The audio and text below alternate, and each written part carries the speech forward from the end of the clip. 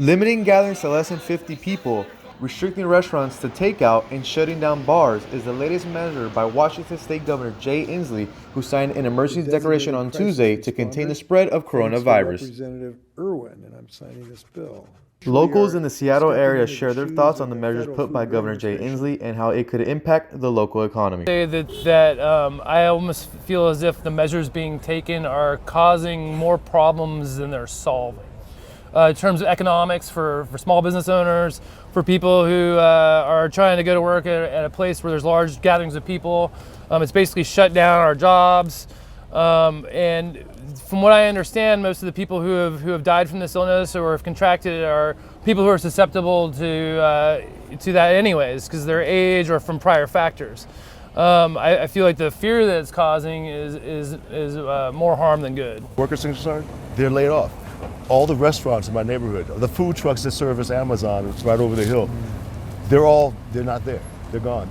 Amazon's campus, normally I don't walk through Amazon's area during the day because it's full of people and dogs and food trucks, and it's dead. It's like a holiday.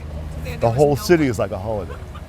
Our office has been really slow the last couple days, but like we were saying before, I can't shut down because customers are still going to have car accidents. They're still going to need us, that sort of thing. We have, like I said, been slow, but we don't have any option. Our customers need us, so we have to stay open. The death toll here has climbed to 31 after a man in his 80s was reported dead last night due to the coronavirus. Now, 22 of those deaths are coming from here, Life Care Center of Kirkland, right behind me. Talk to me about what your mom is kind of going through in the Life Center right now. Isolation. She's in a room alone.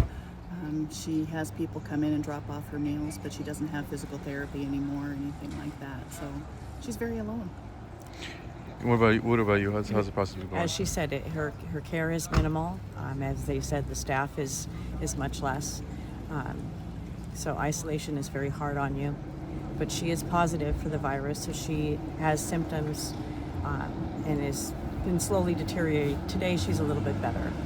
When you first heard that she did test for the virus, what was just like your first reaction when the news came? We already had believed that she was positive. She'd been sick for some time. It was reality. It was very hard, but we already had believed that it was going to be that way. And I believe you were telling me that you have tested negative? That's correct. Have you got a test so far? I was tested yesterday. I don't have the results back yet. Where did you get the test at? I got the test from my doctor.